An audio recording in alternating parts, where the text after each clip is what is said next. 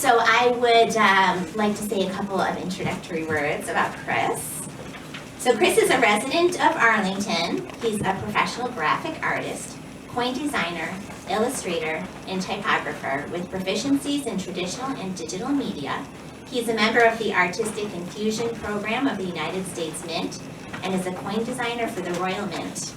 He's credited with designing over 25 coins and medals, including the 2023 Bessie Coleman American Women Quarter, the 2022 Nina Otero-Warren American Women Quarter, they're both on the screen here, the 2022 Negro Leagues Baseball Commemorative Half Dollar, the 2021 Tuskegee Airmen National Historic Site Quarter, the Mayflower 2020 Commemorative 2-pound coin, and the 2014 Eleanor Roosevelt First Spouse Gold coin, as well as the Doolittle Tokyo Raiders Congressional Gold Medal. I mean, it's really amazing.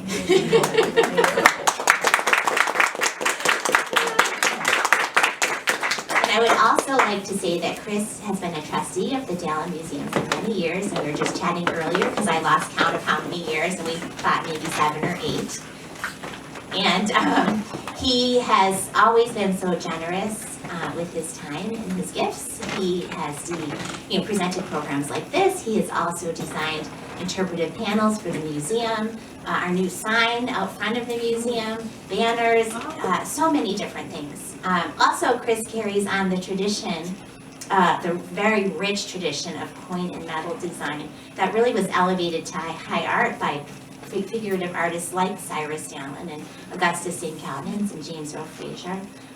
And so in so many respects, we just feel very lucky and grateful to have him involved in the Dallin Museum. So with that, welcome Chris. Thank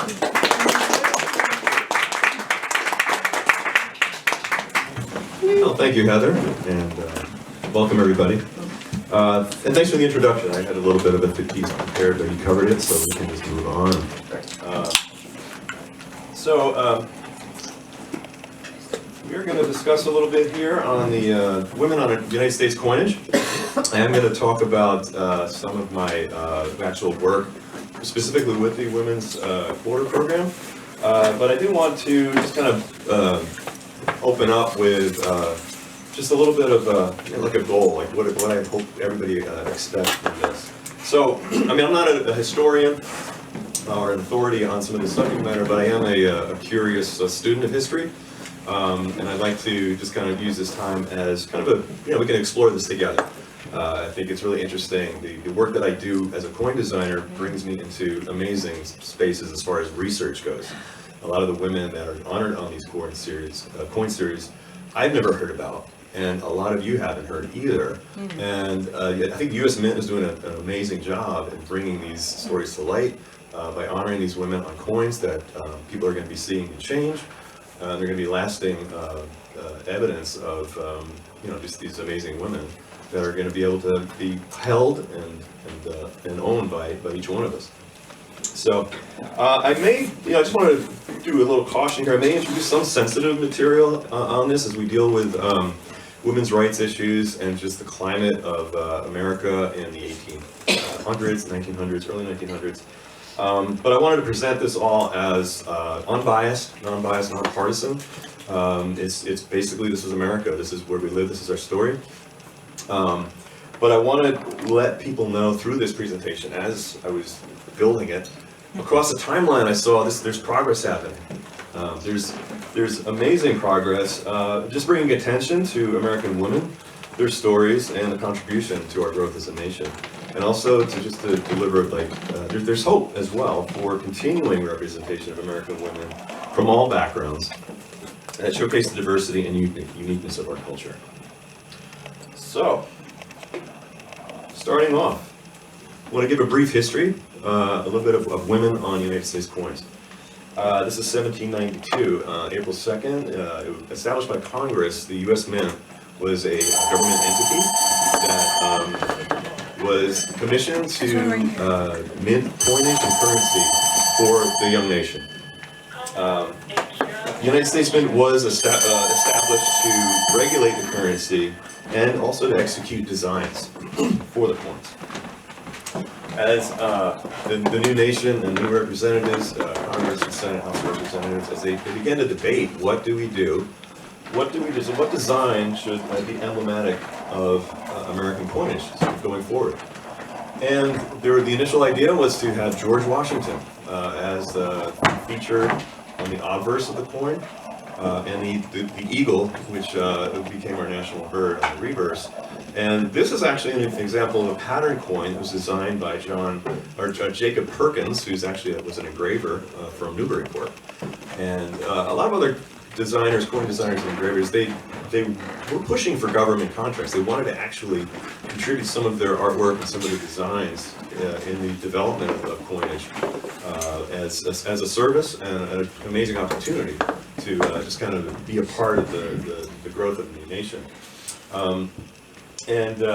This piece is actually, it was believed to be in the hands of George Washington because Jacob Perkins made a personal appeal to Washington that he believes that he would love to offer his services as a coin designer, and he believes that this would be the way to pick up. I mean, he's quite a businessman, and he was very prolific in designing the colonial coinage of New England at the time, so he was quite qualified.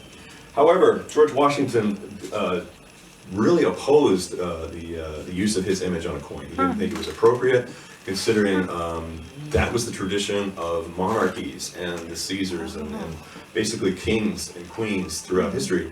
And with this new American experiment of democracy, he wanted it to be about the people and not so much him, because it was the people that brought forth the new nation as it successfully went through the revolution against the British government. So in 1792, the Senate committee recommended Washington, the committees themselves recommended a design like this, but the Senate and House debate went on until they actually decided on, we're going to use an allegorical figure of liberty, a female figure of liberty as the design. And they quote, "Upon one side of each of the said coins there shall be an impression emblematic of liberty, with an inscription of the word liberty and the year of the coinage." And thus began a tradition of liberty on U.S. coins. And this was the first set of designs created by Robert Scott, who was the first chief engraver of the United States Mint. And we started in 1793 with some patterns and some ideas that were just kind of to kickstart the coinage of America. So this is what initially was conceived.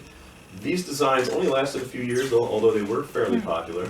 But next up, by 1795, we had a revised idea of liberty, again with the eagle in the back. I think these are progressively getting better executed as designs, and through thoughtfulness. Robert Scott has really come across with some beautiful designs. These, by the way, are some of the most desired collectible coins in the American series of coins.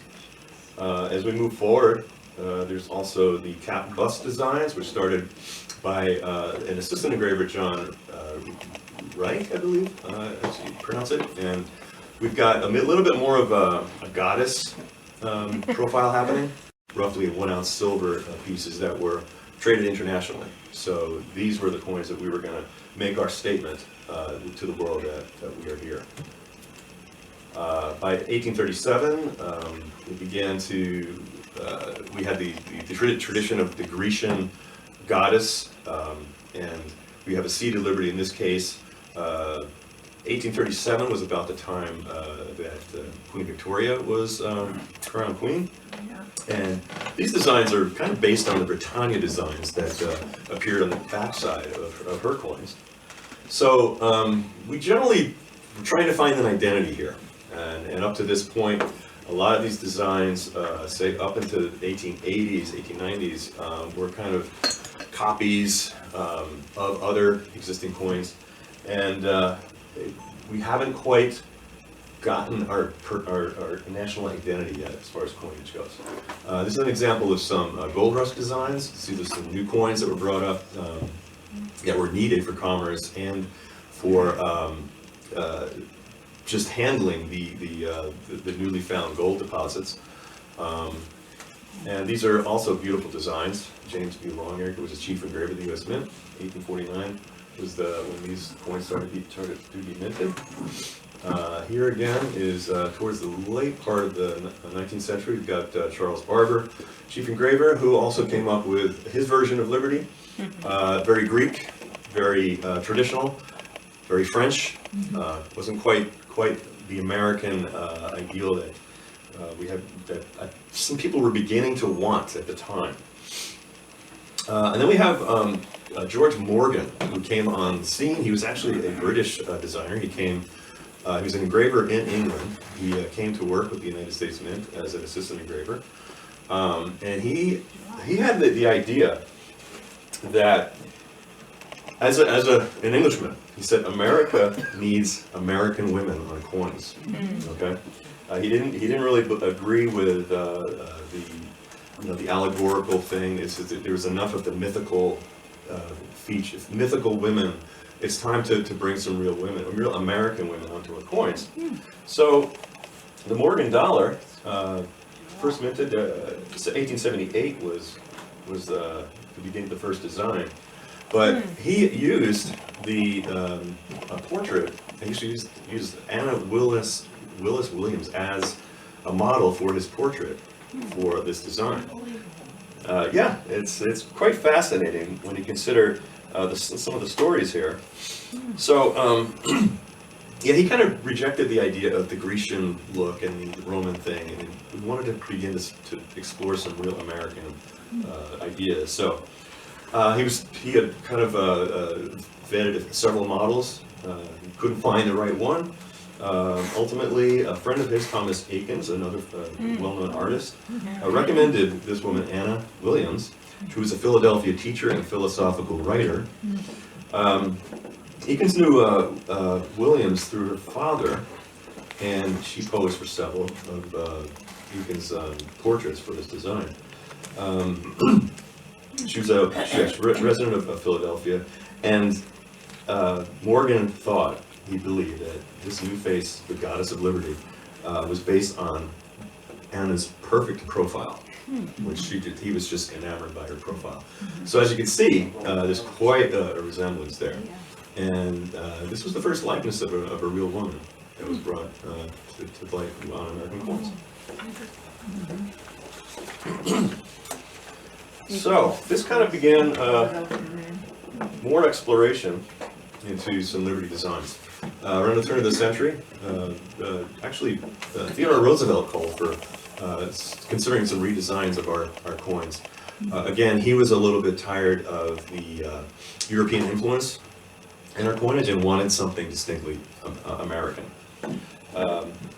So these are some of the coins that began to be circulating by the middle of the middle teens, culminating with the last design, which was the peace dollar, which was conceived after the victory of World War I. So these are now more very classical, very almost like Roman influenced, very beautiful designs, very popular among collectors. And these are really the beginnings of an identity for America, defined by liberty on the coins. And once again, we had the artist who designed the peace dollar was Anthony J. Francisci, who actually used his wife, Teresa, as a model for the peace dollar. And again, you can see the very similar mouth contours, and keep in mind this idea of, I just want to say, maybe a little heads up, that I myself, as an artist, also use my wife and my daughter and family members as models, and this is the beginnings again of using real people as models for our coinage. So, yeah, just a little thoughts here on what Anthony was trying to bring forward is the idea of liberty, and with the crown kind of resembling the Statue of Liberty. Yeah, I think that's about it. But it was again a nice emblematic American design, which was again very well received. Now we move on to classic commemoratives. Quickly, this was a great opportunity for artists in the 1920s and 30s that were not staff U.S. Mint artists, and they were called on to contribute some designs for commemorative programs that ranged from the 1915, I believe it was Panama Pacific Exposition, to various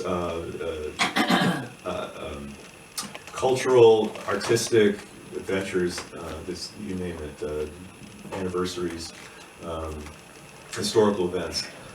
Remember the Alamo, we got there, Great Virginia Sesquicentennial. This is an amazing collection of coinage. And women were, again, appeared on many of them. But it was still allegorical, a lot of liberty subjects. Minerva was on the $50 gold piece.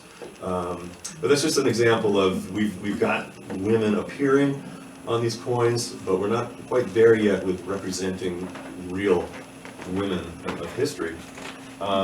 But here, in 1892, was when the first real woman appeared on an American coin, Queen Isabella of Spain.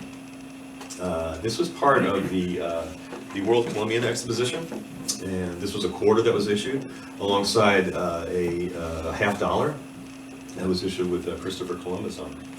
And interesting as well, on the reverse side of the coin was a representation of the Board of Lady Managers. I don't know if anybody's familiar with who they are, but they were the Board of Lady Managers of the World Columbian Exposition. They were responsible and oversaw the construction of the Women's Building in Chicago and organized the Women's World Congress of Representative Women. They were really advocates for women's interests at the time, and especially in the World Exposition, which was a huge public venue to bring the ideas of women's accomplishments to light. And so in both cases we have depictions of women on this quarter. And I think it's a beautiful quarter to actually own one of these. It's really something I've always wanted to have. And it was designed by Charles Barber, who also designed what are called the Barber coins, which are the very kind of French influenced pieces. So, first real woman on an American coin, 1892. It's the Queen Isabella of Spain. Also, I figured I'd throw this in here. This is about the time of history where Martha Washington was actually, just a little side note, she was the first and only real American woman that appeared on paper currency. It's a beautiful piece from 1886, silver certificate, and then 10 years later, she also appeared on the back of the silver certificate educational series, very interesting series of notes with her husband George Washington. So that's a little bonus. So the commemorative coin program, although it didn't have depictions of real women, it did offer many women sculptors in America the opportunity to go down in history by submitting their artwork to tell various stories that were needed at the time. But she did a number of coins. She's an amazing medallic artist, and did public statues and monuments as well.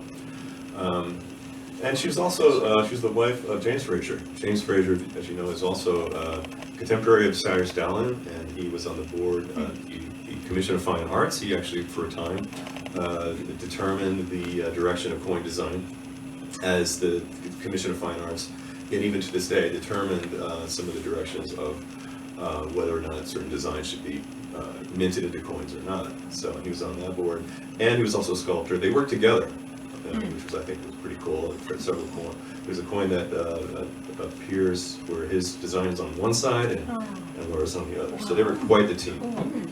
So remember her, because we're going to be bringing her up later in the presentation. Here's another artist, Constance Ortmeyer, who was an American artist and a sculpture teacher.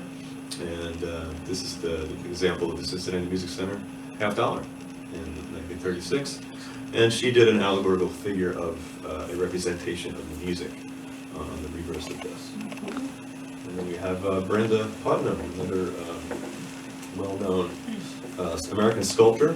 She was a teacher and author, and she also studied here at the School of the Museum of Fine Arts. And she has, again, prolific, a lot of public works, and she had the opportunity to submit a design for the Cleveland Centennial, which won. And again, we have some great examples of women sculptors that have contributed to the coinage of the classic commemorative period. Now, we're about to bring to a close a tradition of American coins by the winding down of the liberty featured on the front of our coins, and as the rise of American presidents being selected. So one by one, the various liberty designs that we saw earlier from the 1920s, they started to be replaced. The Lincoln cent was actually conceived for the centennial of his birth in 1909, so that's been around for a while. But in 1932, we had there was a design contest to bring forth a commemorative that commemorated the birth of George Washington, and that was a coin that was issued and remains to this day. 1938, we had a redesign of the nickel, and Jefferson appears on it now. We've got the Roosevelt dime, 1946, after his death, and 1964 commemorating the assassination of John Kennedy. And these are the coins that are circulating today. There's been a call to kind of change up these designs because they've been around for several years. That the U.S. By law, you're allowed to change a coin design after 25 years. These have been around for quite a while, as you can see, but I can pretty much say that they're here to stay because it's a political thing. Each party has their own representative. And, I thought this is an interesting graphic because we've got 2 Republicans, 2 Democrats. Washington was not affiliated with any political party, but these are very kind of proud items for each party. They've got their guys in there, so they're not going to let go so easily. So we'll probably have those around for a while. But there are many other things happening with U.S. coins. I wanted to show this example. 1977, the idea was to bring liberty back. There was a movement, and a very serious one, that made it to Congress. This design for the dollar coin was actually highly recommended by the Commission of Fine Arts. It was designed by Frank Gasparo, the chief engraver. And it was kind of, the idea was to bring forth a modern take on the traditional classic liberty with the Phrygian cap, flowing hair. I think it's a really cool design. I'd love to have a sample of that myself. But they made some samples. They made, usually when new designs, that they actually test them at the mint. They make pattern coins in various metals just to see how they hold up. This piece was ready to go. However, even though it was proposed and recommended by the Commission of Fine Arts, the Senate and House representatives, they introduced similar legislation to get a dollar coin in the works, but the legislation actually called for the social reformers, Susan B. Anthony, to be represented on the coin. So women's organizations, including the League of Voters, were very, very strong advocates of this initiative. And I wanted to just read what was written by the League of Women Voters.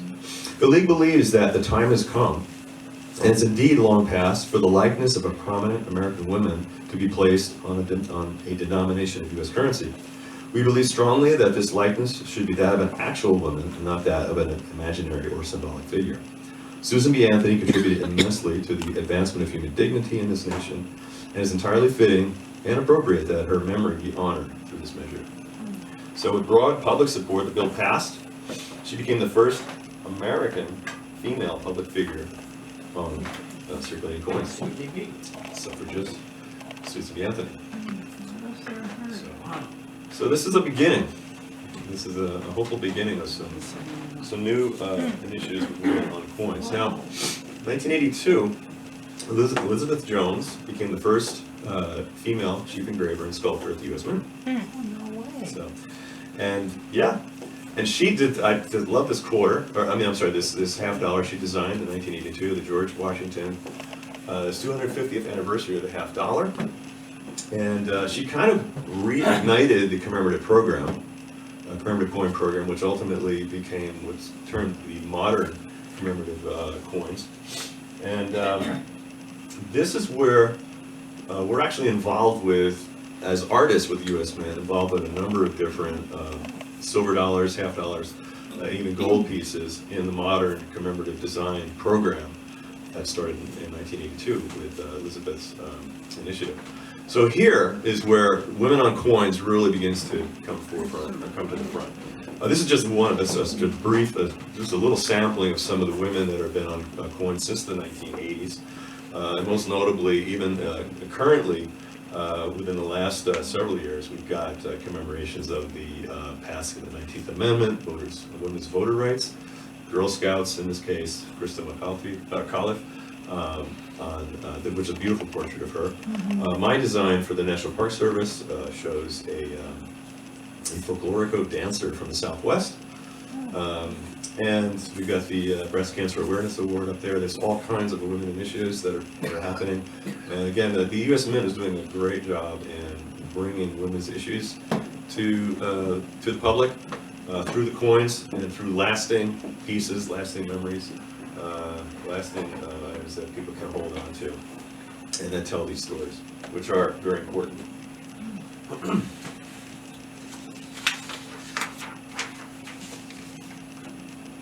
And then as we continue on, this is just an example of some of the coins that have been worked on over the last several years. This is the Sacagawea dollar.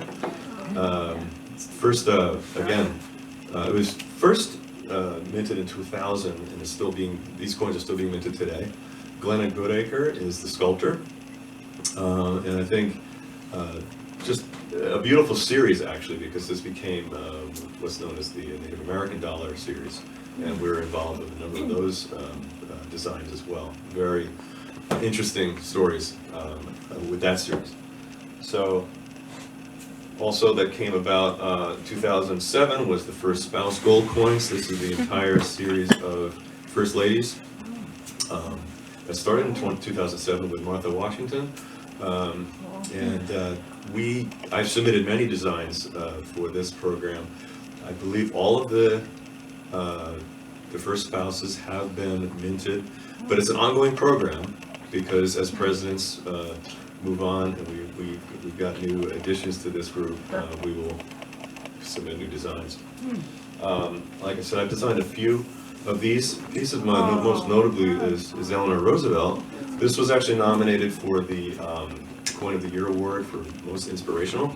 I think it's really cool about these designs. These women are very inspirational. And you read the story. One of the things I love about being working as an artist for U.S. Mint is the research that goes into doing these designs. She was an amazing woman, as I'm sure everybody agrees. And then also I just wanted to show some drawings for the commemoration of the 400th anniversary of the Mayflower landing. And this is, the idea here was, I mean, I was the only artist selected for this specific program. I had no other artists working with it, so I was called on to really work with the Wampanoag tribe. I met with our friend Ferris, the Massachusetts tribe, Sachem, the ancestors of the Mayflower, just a whole group of stakeholders to get this story right. And I submitted 30 designs for the coin, and there's also a medal. But I specifically wanted to depict a young,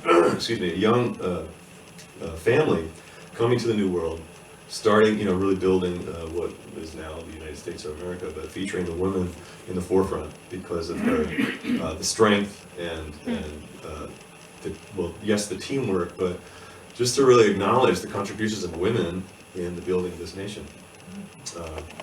And on the reverse side was needed to be a depiction of the Native American experience. This was a very difficult project because there was a lot of back and forth. There was a lot of trying to get this story right and understanding the history.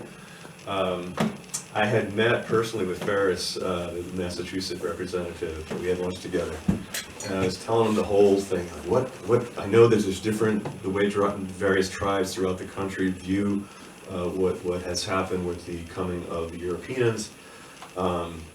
He was great. I said, I have to take everybody's feedback, everybody's image, every tribe, and try to distill that into one thing, one image. And he just said, buddy, good luck with that. They all have, there's a lot of different views, even within the Native American community. But he did really kind of guide my thinking to what I wanted to just show here was really a kind of a joining of two worlds. We've got the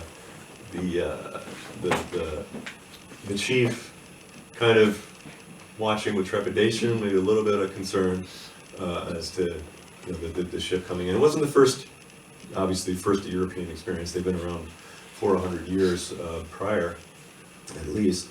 The women, this is basically the family with the women also represented.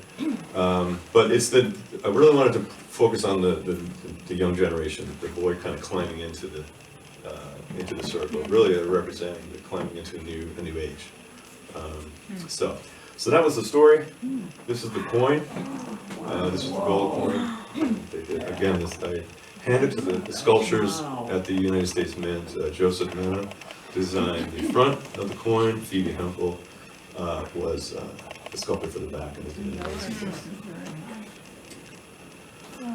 So that brings us to 2022 in American Women's Coins. So this is the selection that was honored in 2022. I'll just briefly go over. We've got Maya Angelou, a celebrated writer, performer, and social activist. We have next Sally Ride, who is a physicist, astronaut, educator, and first American woman in space. Wilma Mankiller was the first woman elected principal chief of the Cherokee Nation. Nina Otero-Warren was the suffrage leader and first women superintendent of the Santa Fe Public Schools. And Anna May Wong was the first Chinese film star in Hollywood. And I had submitted designs for Wilma Mankiller and Nina Otero-Warren. But my Nina Otero-Warren design was selected, and I wanted to just give a brief kind of overview of how I got there with the design. So Maria Adelina Amelia Otero-Warren, or commonly known as Nina, which was requested to be on the coin, was a women's suffrage leader. I'll just read from just historic documents. She was the first Hispanic woman to run for U.S. Congress and the first female superintendent of public schools of Santa Fe. She was a leader in New Mexico's women's suffrage movement. She emphasized the necessity of the Spanish and of Spanish in the suffrage flight to reach Hispanic women, and spearheaded the lobbying effort for ratifying the 19th Amendment in New Mexico. She strove to improve education for the New Mexicans, for all New Mexicans, working especially to advance bicultural education and to preserve cultural practices among the state's Hispanic and Native American communities. So, Nina Otero-Warren, these are some photos that I worked with, including the one that was on the previous page. What I try to do with my portraits is to try to bring forth a very original concepts and not just simply tracing or copying an existing portrait. So she had some beautiful features, a very distinctive smile, and something about her piercing eyes. There was just something that was very, in all the images that I saw, she was a very confident woman. And you have to understand that at the time, we're talking late teens, late 1910s, she was a pioneer in government and politics. I mean, she obviously was facing some opposition to her initiatives by the men in this kind of male-dominated political arena. So what in just my research into her, what I could discover about her character is I wanted to really show her determination and her strength. So these are some of the designs that were submitted. I was talking earlier about how I had to go back to the drawing board a couple times because my initial concept, we're going from top left to right. I wanted to, yes, use her portrait and try to really get a unique perspective, a unique, original depiction of her. I wanted to include a reference to the 19th Amendment, its passing, the New Mexico, the symbol for New Mexico, which was actually a Native American icon. And there were 3 ideas, just different layout options. So what happened was, even though it was a New Mexico icon, there was concern that it was a little bit of appropriation of symbol. They found it might be a bit risky to use that symbol on this coin for what they wanted to communicate with the narrative. So I had to go back to the drawing board, remove the New Mexico reference, but I did want to refer somehow New Mexico in the design. So I came back with the second row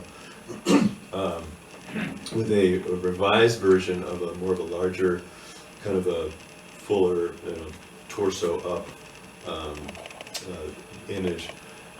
And it's simply with her kind of placing her hands on a table with just a lot of confidence, as if to say, I'm here, deal with it. And she's very influential, and she had some things to say, and she has some things to do, and she wasn't going anywhere either. I did bring a reference to New Mexico with an arrangement of flowers on the bottom. Those are yucca flowers, which are the state flower. And I wanted to also reference the idea of women's rights, the women's right to vote in Spanish, because that was her intent. So we went through a number of iterations, from her full name to her nickname, from a kind of a broader Spanish translation to a very simple translation, simply votes for women. And the final design on the lower right was submitted to the committees for consideration, and that was the one that was selected and won and became the coin. So here's a comparison between the drawing and the coin itself. So this came out late 2022. It was quite exciting. I got my first sample and change when I was down in Boston. I worked one time, so that's kind of cool. I found a few of them since then.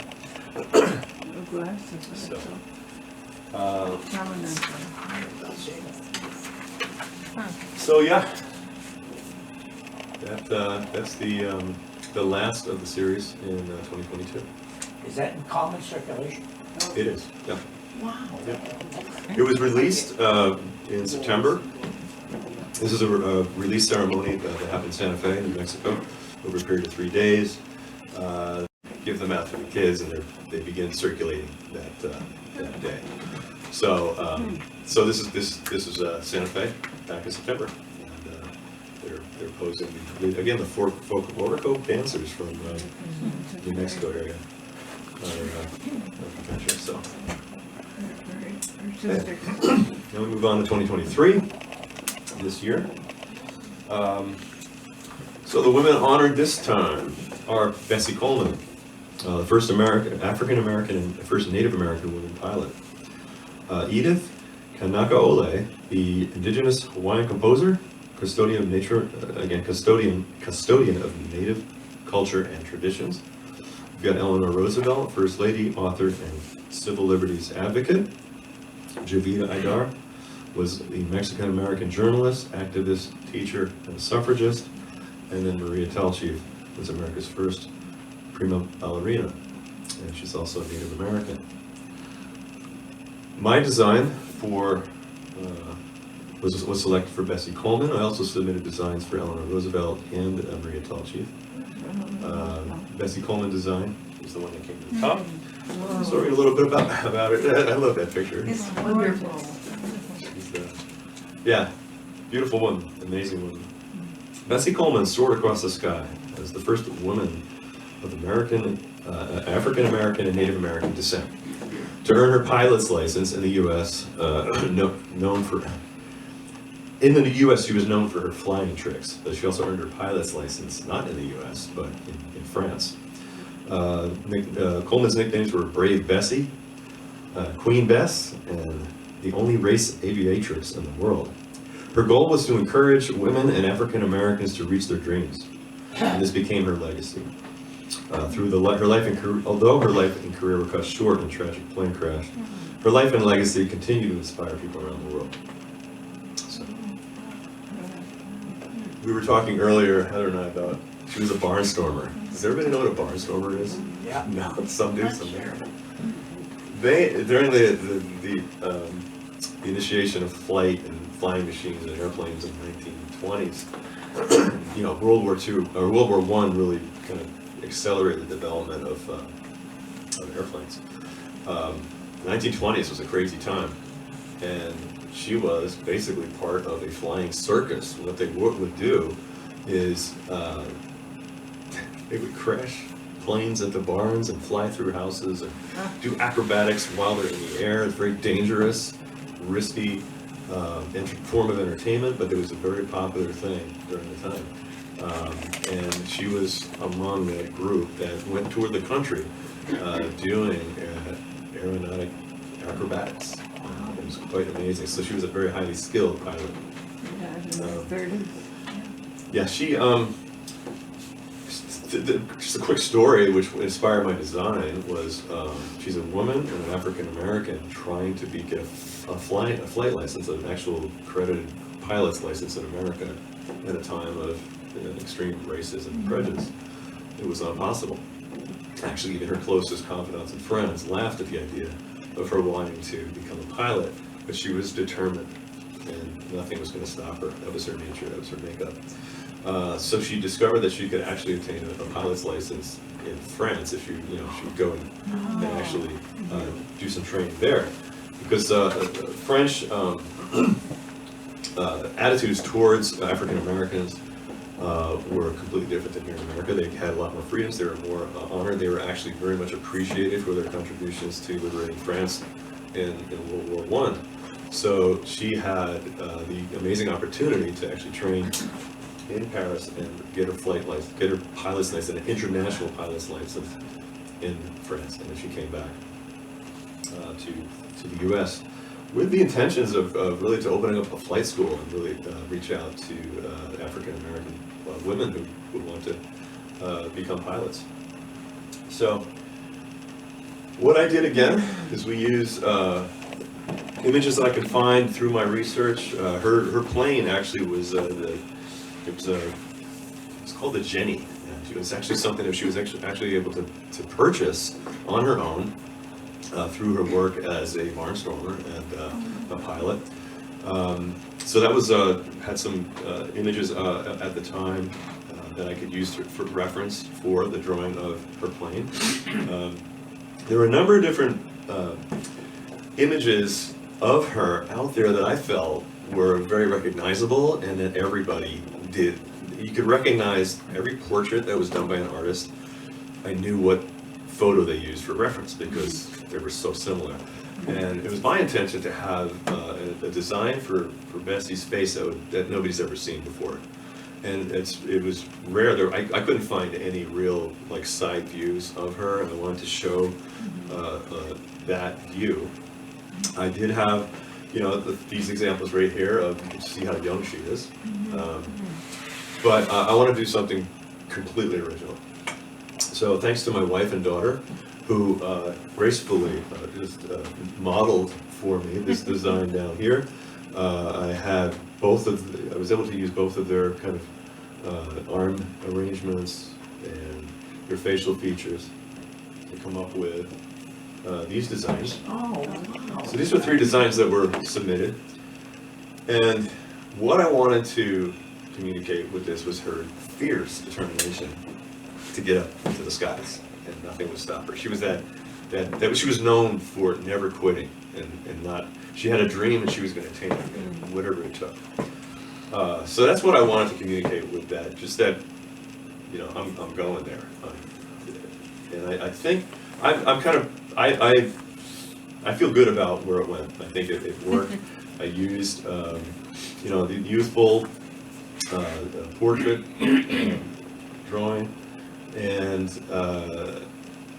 again, this design, the design up in the upper right was the one that, well, they all went to the committees as they voted on them, but the one on the upper right was the one that came to the top, and here's an example.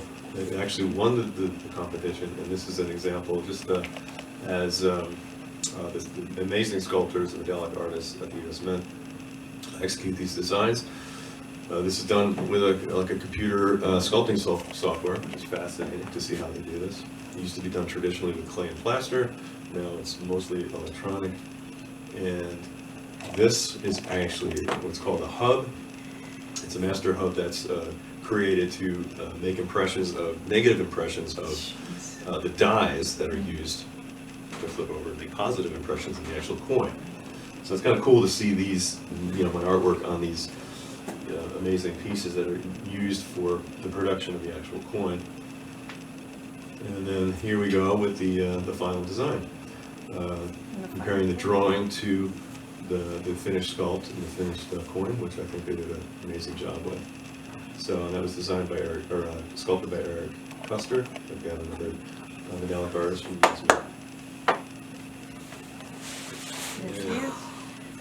Now here's again another release ceremony that happened in Chicago, and the figure, this is Bessie Coleman. She's actually a great niece of Bessie. So no way. Yeah, so she actually tours a lot throughout the country, just bringing awareness to Bessie's accomplishments. And as designers for the coins, depending on what subject we're working with, we actually get feedback from the family members. Yeah. Oh. Yeah, here we go. Yeah, I know several people have brought in their samples. They're in Arlington. They're in circulation. If you want to. I found a few as well down in Boston. I think it was my first time. So thanks. Yeah. Yeah, it's really cool that just you try to explain that to the barista and they think you're crazy. So I don't even bother, but it's kind of cool. So, but yeah, she was at the ceremony, and she does kind of reenactments and kind of interpretations of Bessie. So this is pretty much what happens with every coin that's released. They're really awareness. February 18th was when they were introduced officially, and they're in circulation now. So we have 2024. We don't have any quarters yet, but these are the 5 honorees. You may recognize some. So Pauli Murray, who's a poet, writer, activist, and lawyer, and Episcopal priest. Patsy Takamoto Mink was the first woman of color to serve in Congress. Dr. Mary Edwards Walker was a Civil War surgeon, a women's rights advocate, and abolitionist. We've got Celia Cruz, who was a Cuban-American singer, cultural icon, one of the most popular Latin artists of the 20th century. And then Zikala Sa was a Native American writer, composer, educator, and political activist. So these are what we have to look forward to for 2024. I submitted designs for Celia Cruz and Mary Edwards. Decisions have yet to be made on the actual final design selections. And 2025, we're also working on those projects right now, and those will be announced, I'm not sure when, usually in the beginning of probably next year. So, but it's exciting. Again, another amazing group of women that we're involved with, commemorating their achievements. I want to go back to Beauregard Fraser, who visited earlier. So I want to tell a little bit of a story here as we bring it to a close. So, Laura Frazier was invited to submit some designs in 1932 for the redesign of the quarter, Washington Quarter. And she was the only woman, as a matter of fact, that was part of that group of artists that submitted designs. And she submitted this design for the front and the back of the U.S. Quarter. Now, the competition was in 1932, and there were like over 100 submissions, and the Commission of Fine Arts chose her designs. Legislation passed for the permanent redesign of the quarter.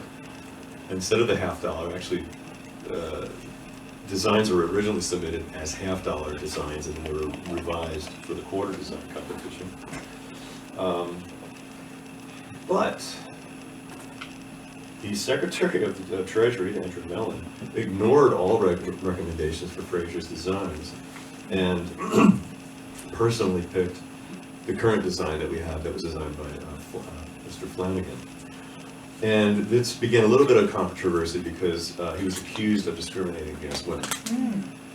Numismatic historian Walter Green said, quoted, "It has been learned that Mellon knew all along who had submitted the winning models. They're usually anonymous. And his male chauvinism partly or wholly motivated his unwillingness to let a woman win." So, this beautiful design was ultimately not used for the quarter. However, years later, knowing that it was a superior design to many critics, in 1999 the design was resurrected again and actually placed on the gold half eagle. It was kind of a posthumous award for Laura, which really was well deserved. So that was the design for 1999, and they also felt it was more than appropriate to use that design, which possibly could have been, should have been on the 1932 quarter.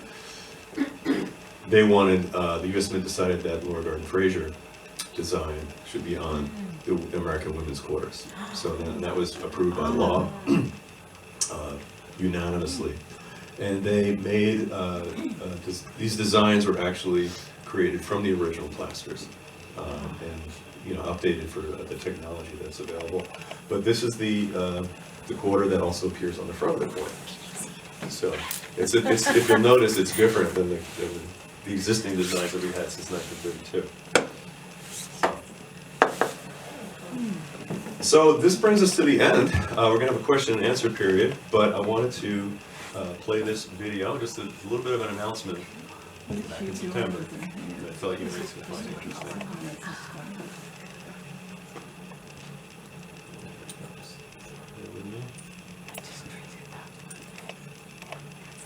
Hopefully there's no commercials.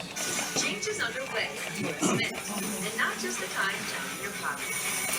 Seen for the first time ever on Today, the artwork for the 2023 American Women Quarter Series featuring Bessie Coleman, the first African and Native American woman pilot, Edith Kanaka-Ole, indigenous Hawaiian composer, First Lady Eleanor Roosevelt, Kavita Idar, Mexican-American journalist and activist, and Maria Talchi, America's first prima ballerina.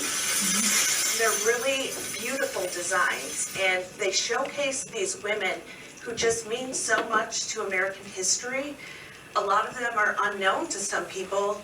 Now, in its second of 4 years, the Mint is honoring 20 remarkable American women on these tiny canvases. Once the winning artwork is chosen, the Mint produces metal pieces called hubs that are engraved with the designs. We're literally making money. Yes, literally making money. Those hubs and stamp-like dies are used to press blank coins with their characteristic raised edges, and the final images, in this case, the trailblazing women, featured on both sides of the coin. The front, for the first time in history, is sculpted. The quarter is sculpted with one of the greatest American female sculptors. Once the coins are struck, they're inspected, counted, and weighed before being shipped out in one-ton bags. Every day, 35 million coins are produced in this building, and each one goes through 10 different steps of production before it can leave the mint and possibly end up in your wallet. To many, these quarters are worth a lot more than 25 cents. It was a thrill to know that my design resonated with Edith Kanakarole's family, and that was really important to me. You're a tiny but mighty source of inspiration. You are a woman who works in finance. You're a mom. That makes you a pioneer. What has this been like for you? I was raised to believe I could do anything I wanted to. It was just amazing to read these stories because you can see so much of yourself in each of these women. And even my mom, I see her in each of these women. So it's great to be a part of this. Making history and change along the way. For today, Stephanie Rule, Philadelphia. That's really cool. What an inspiration indeed. And Peter, imagine being a little girl and holding one of those coins in your hands and thinking, yes, you can do anything. I was just going to say, for so many girls, they can finally see someone on the coin that looks like them, right? What a difference maker that is.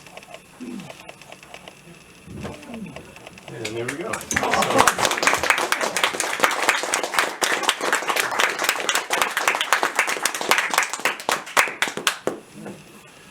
So again, I really enjoyed bringing this presentation to you.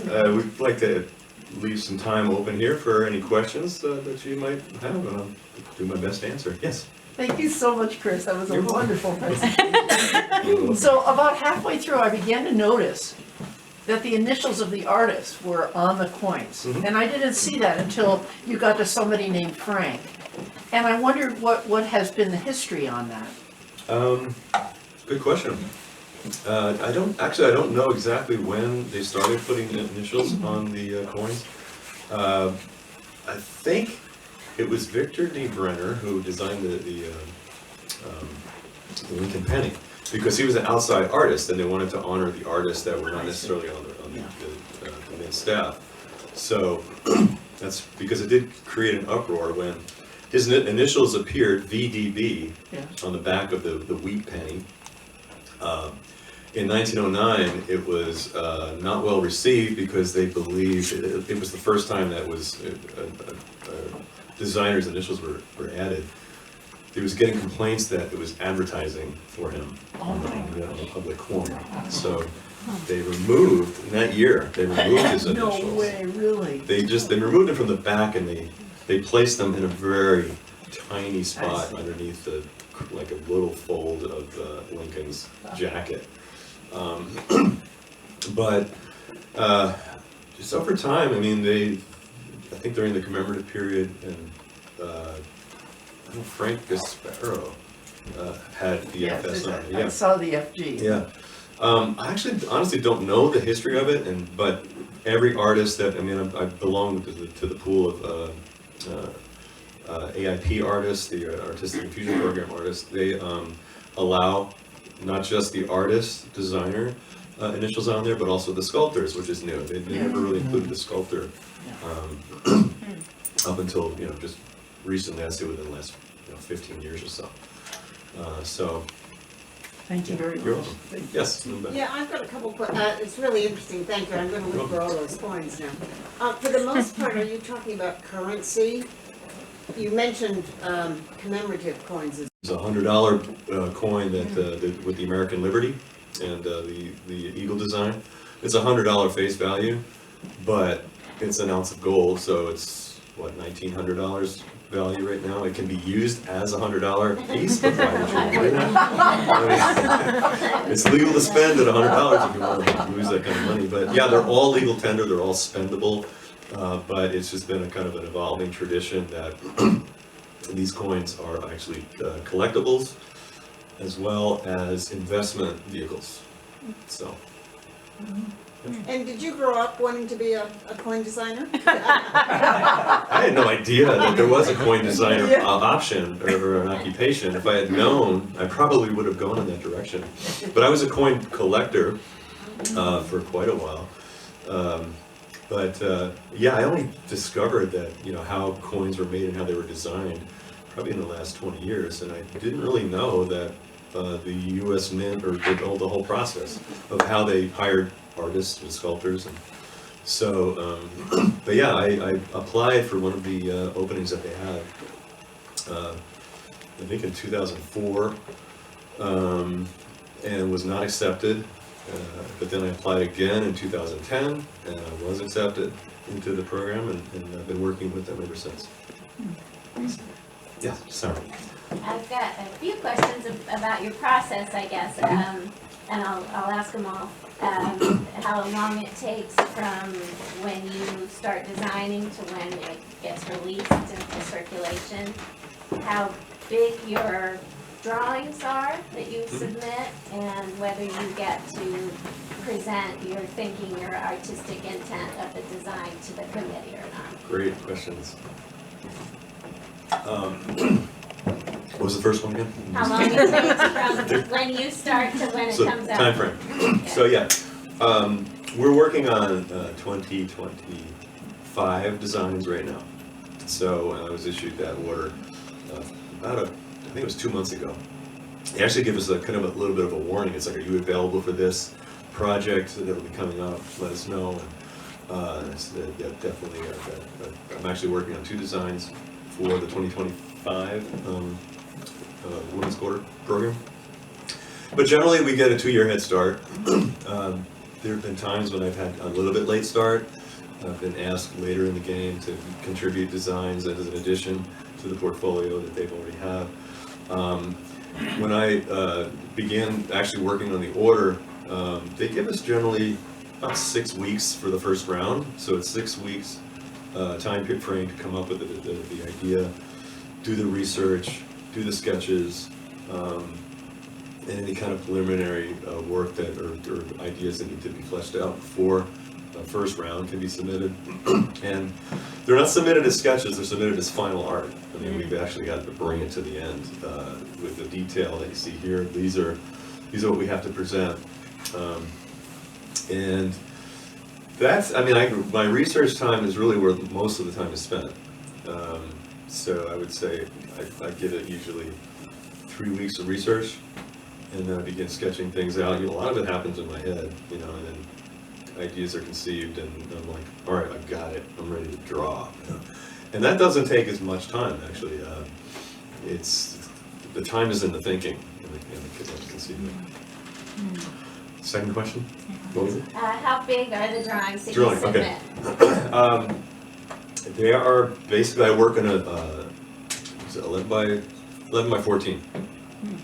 I really have to work within the size that I can scan, that my scanner window will accommodate. So there's some cases where I do go larger, and I'll kind of tile the scan and then assemble them in Photoshop. But generally they're about, you know, I tend to work small. I've even worked smaller on other art projects that I've done. But this is comfortable for me. I would say 11 by 14. And I wish I could remember your third question. I'm sorry. Where do you get to express your ideas? No, unfortunately. I wish we could, but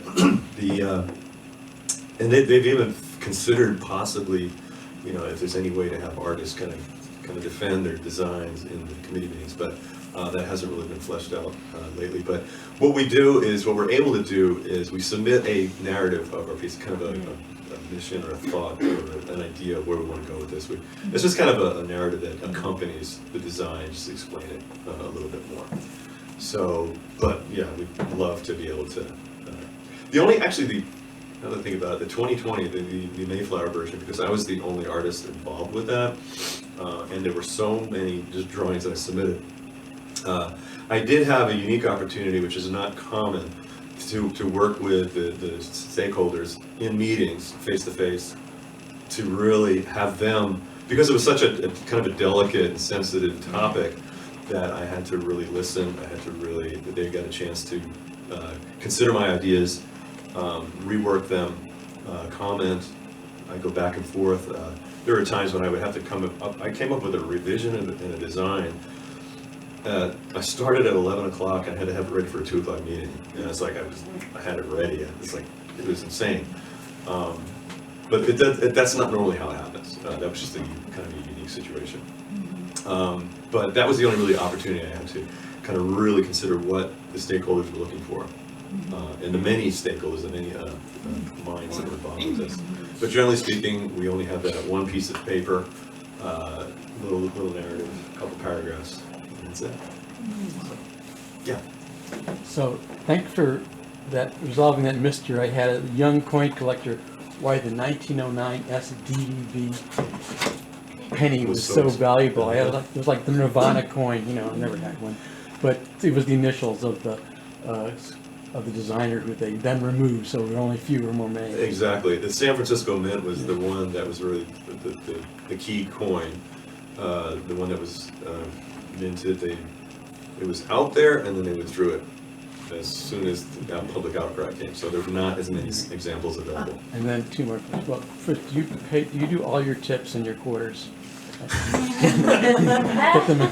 I tend to keep all the ones that I. So. And then my real question is, I'm fascinated by the whole relationship of your working with the sculptor, the back and forth, and especially how the new technology of basically computer design sculpture has evolved. We talked a little bit about that. Oh, you'd like me to talk? Yeah. Yeah. Yes. Yeah, actually, we don't really have coordination with the U.S. Mint sculptors, which is why they really want us to really flesh out every aspect of the design that will communicate clearly to the sculptor, you know, what area is raised, what area should be recessed. So our images are they're really vetted, and the sculptors will send us comments about what they need. You know, if the drawing is deficient in certain areas that they can't understand how to sculpt, we would need to refine it a little bit more. It's not so much approving the sculpt designs or anything like that, but we try to prepare our drawings, the pencil drawings, to the best of our ability to communicate to the sculptures exactly how we want it to look in 3D. Different situation with the Royal Mint.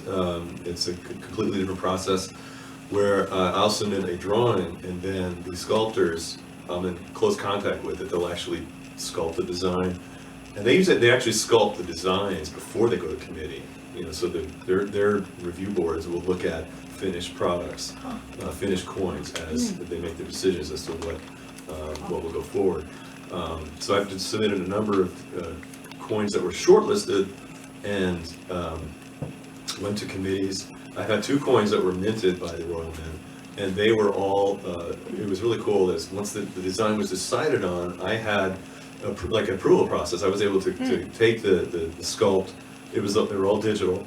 I would approve the sculpt, I'd mark it up, I'd work with the sculptor to, you know, let me hand letter that. I know you've kind of used a substitute font. I think let me provide you with vector art so we can get exactly the topography that I had intended.